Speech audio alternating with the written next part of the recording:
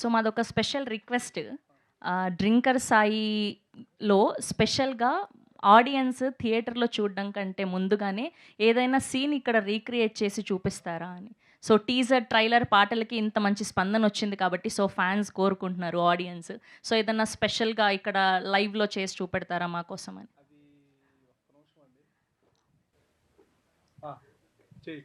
చేస్తారా? ఓకే. యాక్చువల్గా ఏంటంటే మన డ్రింకర్ సాయి మూవీలో నేను పర్సనల్గా ఫీల్ అయింది ఏంటంటే 3 హైలైట్స్. సినిమా ఓపెనింగ్ ఒక 10 మినిట్స్, అట్లాగే ఇంటర్వెల్ బ్యాంగ్ అనేది చాలా చాలా ప్రాణం నా సినిమాకి. అలాగే క్లైమాక్స్ వచ్చే 40 మినిట్స్ ఎపిసోడ్. ఈ 3 హైలైట్స్ అండి. అంటే ఇప్పుడు క్లైమాక్స్ అనేది మనం చేయలేము, ఎందుకంటే కొంచెం సాడ్ సిచ్యువేషన్ ఉంటాయి. మనందరం కొంచెం హుషారుగా ఉన్నాం కాబట్టి, కుర్రోళ్ళు ఎక్కువ మంది కనిపిస్తున్నారు కాబట్టి ఇంటర్వెల్ బ్యాంగే కరెక్ట్ అని ఫీలింగ్ నాకు ఉంది. ఖచ్చితంగా మనం ఇంటర్వెల్ బ్యాంగ్ని ఒకసారి ఐశ్వర్య ఎక్కడ ఉంది? ఐశ్వర్య శర్మ గారు అండ్ అలానే Dharma garu, can we have on to the stage please? Can we have our beautiful Aishwarya గారు?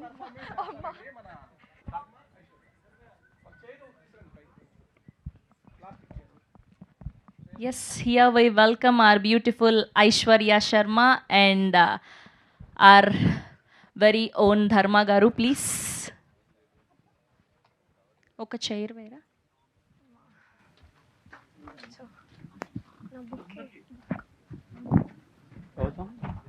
Gautam.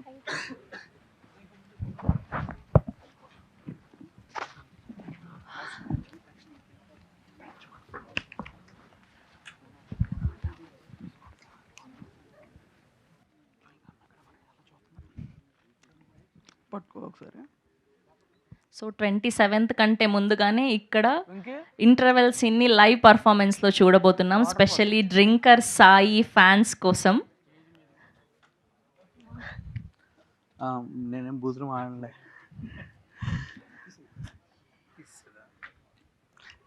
ఇది వెనకాల పెట్టేసి ఇప్పుడు తాగినట్టు ఇక్కడ నుంచి స్టార్ట్ చేయాలా? మర్చిపోయి రికార్డ్ అన్నావా? డైరెక్టర్ గారు యాక్షన్ చెప్పాలి కదా.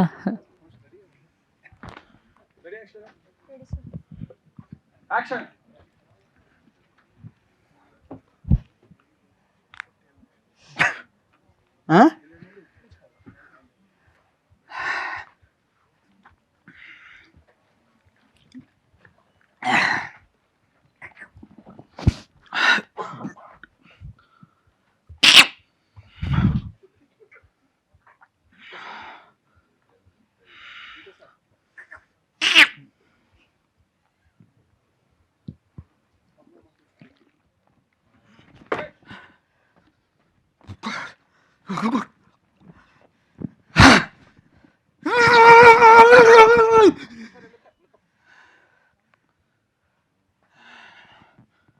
ఏంటి ఇంపార్టెంటా నీ లైఫ్కి? నాకంటే ఏది ఇంపార్టెంట్?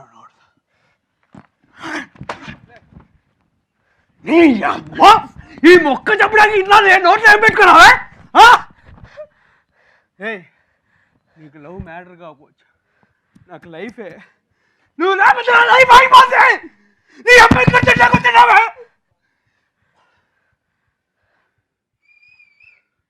నేనంటే నీకు ఇష్టమా?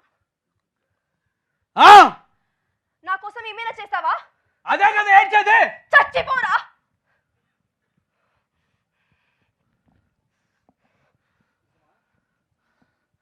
నిజంగా బంగారం?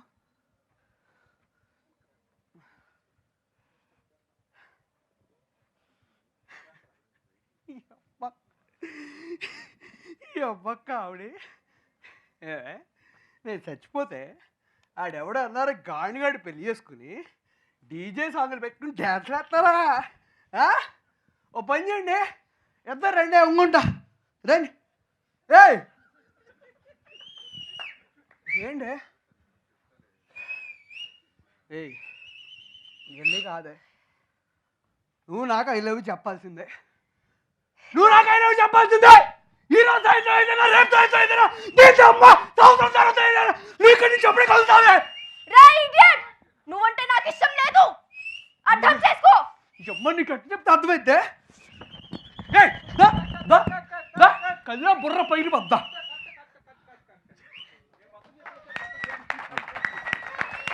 ఓ మై గుడ్నెస్, ఈ క్లాప్స్ సరిపోవు, ఈ విజిల్స్ సరిపోవు, ఎంత అద్భుతంగా పర్ఫామ్ చేశారు. జస్ట్ మనకు లైవ్లో చూస్తేనే ఇలా ఉంటే ఇంకా 27న 70mm స్క్రీన్లో అలా చూస్తుంటే మామూలుగా ఉండదని అర్థమైపోతుంది.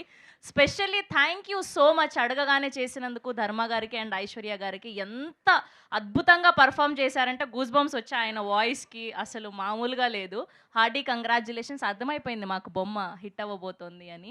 అండ్ మీరు పడుతున్న కష్టానికి అండ్ మీ డెడికేషన్కి ఖచ్చితంగా సినిమా మంచి సక్సెస్ సాధించాలని కోరుకుంటున్నాం. మాట్లాడండి.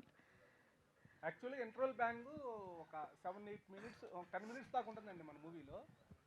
ఆ 10 మినిట్స్లో జస్ట్ ఇది ఒక 1 మినిట్ 2 మినిట్స్ పార్ట్ అంటే ఇది జస్ట్ ఒక 2-3 మినిట్స్ చేసింది వీళ్ళతో లైవ్ పర్ఫార్మెన్స్. దీన్ని మించిపోయి ఉంటుంది మన ఇంటర్వెల్ బ్యాంక్ దగ్గర ఆ మ్యూజిక్లో కానీ రీ రికార్డింగ్లో కానీ వీళ్ళ పర్ఫార్మెన్స్ అంటే యాక్చువల్గా ఇప్పుడు చిన్న మిస్ అయ్యేది.